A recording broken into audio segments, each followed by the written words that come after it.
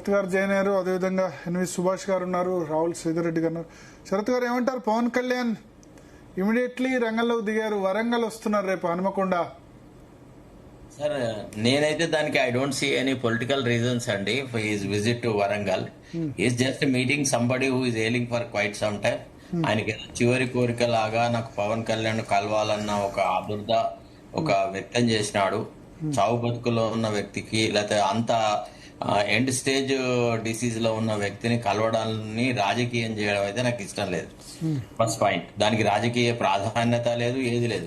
సరే, పవన్ కళ్యాణ్ కు సంబంధించిన జనసేన నాయకులు వాళ్ళు వీళ్ళు ఆర్భాటం చేస్తారు, మా సార్ వస్తున్నాడు అని చెప్పుకుంటారు, వాళ్ళ ఉనికిని చాటుకుంటారు, కొంత కార్యక్రమాలు చేస్తారు, అవన్నీ జరిగిపోతుంటాయి. బట్ పవన్ కళ్యాణ్ ఇప్పటి వరకు కూడా ఖచ్చితంగా నేను తెలంగాణ మీద ఫోకస్ పెడతా, తెలంగాణలో ఐ విల్ డూ అనేటువంటి ఒక యాంగిల్ మాట్లాడాడు. ఒకసారి మాట్లాడినాడు, అన్నాడుగా నేను తిరుగుతా, ఆవేశంగా అన్నాడుగా నేను తిరుగుతా, ఎవరేం చేస్తారో చూస్తా. అట్లాంటి ఆవేశాలతో రాజకీయాలు నడవవు సార్. రాజకీయం నడవాలంటే ఒక స్ట్రాటజీ కావాలి, ఒక లీడర్షిప్ కావాలి, దిశ ఉండాలి, తర్వాత ఇతరులు ఉండాలి. తర్వాత ఆయన మొట్టమొదట first primary thing that he should do is he should refrain from making that statement. Telangana ఏర్పడిన విధానాన్ని విమర్శిస్తూ ఆయన పదే మాట్లాడడం ఆపేయాలి. అయిపోయింది. ఇప్పటి వరకు మాట్లాడినాడు. ఒకవేళ తెలంగాణ మీద నిజంగా ఫోకస్ పెట్టాలంటే తెలంగాణ సెంటిమెంట్ను, తెలంగాణ ప్రజల ఆలోచనలను, తెలంగాణ ప్రజలలో గౌరవభావం ఉన్నటువంటి కొంతమంది వ్యక్తులు ఆయన చేరాలి. ఆయన రాజనీతిజ్ఞతను అందరూ యాక్సెప్ట్ చేయాలి. ఇవన్నీ చాలా ఢిల్లీ బోధ్ దూర్ అవి. ఇప్పుడు ఈ చిన్న విషయానికి ఇంతగా మనం ఏదో ఊహించుకొని దాని మీద ఒక చర్చ పెట్టి, ఇది ఎవరికంటే అంటే పవన్ కళ్యాణ్ యొక్క రాజకీయ జీవితాన్ని భ్రష్టు పట్టించాలన్నాళ్ళకే ఈ టాపిక్ రుచిస్తుంది సార్. మనలాంటి వాళ్లకు అంటే చూసి దాని గురించి దాని ప్రాధాన్యతను బట్టి విశ్లేషణ చేసే వాళ్లకు ఇదేమంత పెద్ద అంశం కాదు. రేపు ఎవరన్నా అక్కడ యాంటీగా ప్రొటెక్ట్ చేస్తే అది వాళ్ళ విజ్ఞతకే వదిలెట్టాలి. ఒకవేళ ఎవరన్నా అట్లాంటి దానికి ఇస్తే లేని ప్రాధాన్యత పవన్ కళ్యాణ్ కు కల్పించిన వాళ్ళు అవుతారు. నిజానికైతే వస్తారు పోతారు ఏముంది, ఎన్నో విమానాలు హైదరాబాద్ మీద నుంచి వేరే రాష్ట్రాలకు వెళ్ళిపోతున్నాయి అనుకోవాలి.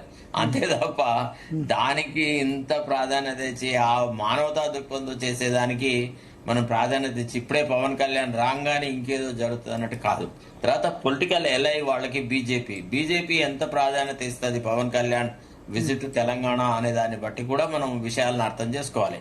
ఇప్పుడున్న పరిస్థితులలో బీజేపీ అయితే ఇప్పటి వరకు పవన్ కళ్యాణ్ ఓన్ చేసుకొని మాట్లాడిన సందర్భం ఎక్కడ లేదు. ఏ నాయకుడు కూడా పవన్ కళ్యాణ్ ఓన్ చేసుకోలేదు.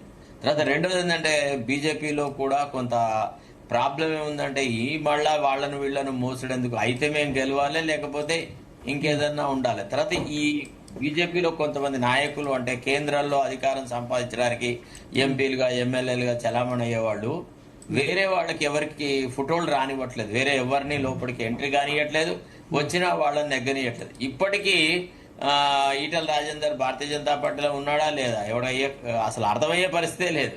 తర్వాత ఇంటర్నల్ గా ఆయన మీద వేసిన పోస్టర్లు అనుకోండి, ఆయన మీద జరుపుతున్న క్యాంపెయిన్ అనుకోండి, ఆయన మా పార్టీకి ఎస్సెట్ కాదని రకరకాల వ్యవహారాలు చేస్తున్నారు. అంటే నేను అనేదంటే సెన్స్ ఆఫ్ అకామిడేషన్ అనేది బీజేపీలో కూడా లేదు. కాబట్టి మరి బీజేపీ వాళ్ళు పవన్ కళ్యాణ్ ఓన్ చేసుకొని ఆయనతో కూటమి కడతాం, రేపు మేము ఎన్నికలను ఎదుర్కొంటాం, Pawan Kalyan is our legitimate political partner అని వాళ్ళు అంటే అప్పుడు దానికి ఏమైనా రాజకీయ ప్రశస్తత వస్తుంది. ప్రస్తుతానికి రేపు పవన్ కళ్యాణ్ విజిట్ మాత్రం only on humanitarian angle. In fact I congratulate him for owning that human approach. ఒక మానవతా దృక్పథంతో ఆయన వచ్చిపోవడాన్ని మాత్రం చాలా సహృదయంగా పాజిటివ్ గా నేనైతే దాన్ని ఆయన అప్రిషియేట్ చేస్తున్నా. ఇప్పుడు ఆయన రేవంత్ రెడ్డిని కూడా కలవాలనుకున్నా అబ్బాయి, మరి ఇంతవరకు రేవంత్ రెడ్డి గారికి దయ పుట్టలేదు. రేవంత్ రెడ్డి గారు పేపర్లలో ఎక్కడన్నా పేరు వస్తుందంటే, ఊరు వస్తుందంటే, పబ్లిసిటీ వస్తుందంటే పోతాడు తప్ప మానవతా దృక్పథంతో మానవతా కోణంలో చేసినటువంటి ఇది లేదు. రేవంత్ రెడ్డి ఎంతసేపు నేను ఉచిత బస్సు ప్రయాణం చేసినా దాంతోనే సర్వస్వం అయింది అట్లా ఇట్లా ఆలోచిస్తాడు. అంటే ఇంతకు ముందు చాలా మంది చీఫ్ మినిస్టర్లను చూసినాం మనం, మానవతా దృక్పథంతో చేసే పనులలో వాళ్ళు ఎవరు వెనకంజ వేయలే. మరి ఈయనకి ఎందుకో మొత్తానికి అది రుచించట్లేదు. ఇద్దరు వ్యక్తులు చూడాలన్న ఆ అబ్బాయి కోరికలో ఒక కోరిక అయితే, సగం కోరిక అయితే తీరుతున్నందుకు సంతోషం. ఇప్పుడు అట్లాంటి పనులు చేయాలి అంటే రాజకీయాలకు అతీతంగా మానవతా దృక్పథంతో చేయాల్సిన కొన్ని సందర్భాలు ఉంటాయి. అక్కడ Pawan Kalyan is not a failure. Pawan Kalyan మానవత్వం నిండుగా ఉన్న ఒక వ్యక్తి అని నా భావన sir. I appreciate him for his visit. Okay, yes.